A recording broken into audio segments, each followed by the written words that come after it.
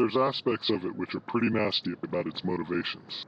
A damning assessment, but an honest one. I'm not thrilled with a lot of what's going on in tech. And this is from a Silicon Valley worker. See, this place loves solving the world's problems. Seems it's got a big one of its own right now, though.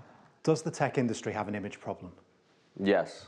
Fast Company magazine claims the public's love affair with this place could be over. And TechCrunch reports the tech worker now seen in the same light as the stereotypical Wall Street banker. There is a lot of frustration that's built up. There's a lot of anger. Even those who work in the industry are often ashamed and afraid to talk about it. I've had multiple confrontations since living here. I don't wear anything with any identifiable logo anywhere now. Like this guy, he has a senior position with a big tech company. Nervous about showing his face on camera, sometimes nervous to admit what it is he does for a living too.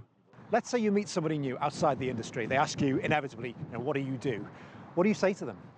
I try to think of describing what I do without saying the words tech. So are you ashamed to work in this industry? At times there are some parts of what we do that definitely make me a little ashamed, but then there's parts that I'm proud of, so it's a mixture. The fact is, the tech industry here has been hit by a number of big scandals, from Facebook and Cambridge Analytica to Uber, those claims of sexual harassment, to Google, that leaked memo from a now former employee with controversial personal opinions on gender equality. Add to that, Apple apologizing for slowing down some users' iPhones, Yahoo admitting that the big email hack was way bigger than had previously been thought. For this place, all of those things added together has been a total PR nightmare. Is all of this reversible?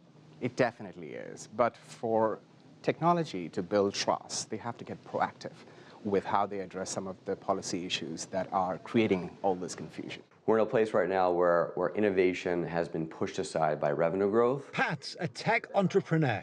His startup, Corevity, is an all-in-one health app tracker.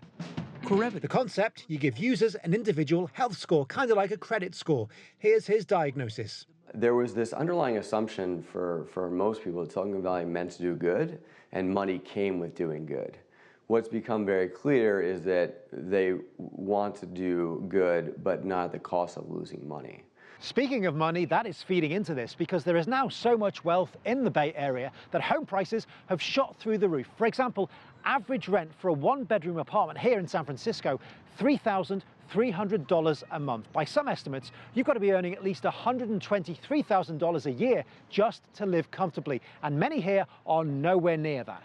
How is what's happening with the cost of housing influencing what people are thinking about tech workers? Well, the truth of the matter is the situation is so bad right now that people are kind of struggling to understand who to blame. And as human beings, it's very easy to just lay the blame on one person, on one sector. And unfortunately, that's what we're finding right now. We are at risk of losing what it was, the spirit of innovation that actually made Silicon Valley what it is today. Are we in danger of losing that? I don't think we're in danger of losing that, but I think there is a question of, where is the focus?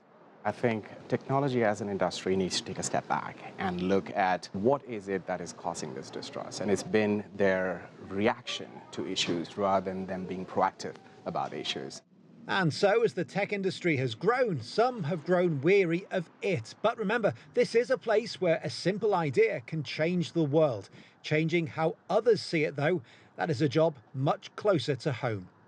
I think the fact that there is at least awareness or acknowledgement, if not awareness, that there's a problem now at least gives me a sense of hope. Phil Lavelle, CGTN, San Francisco.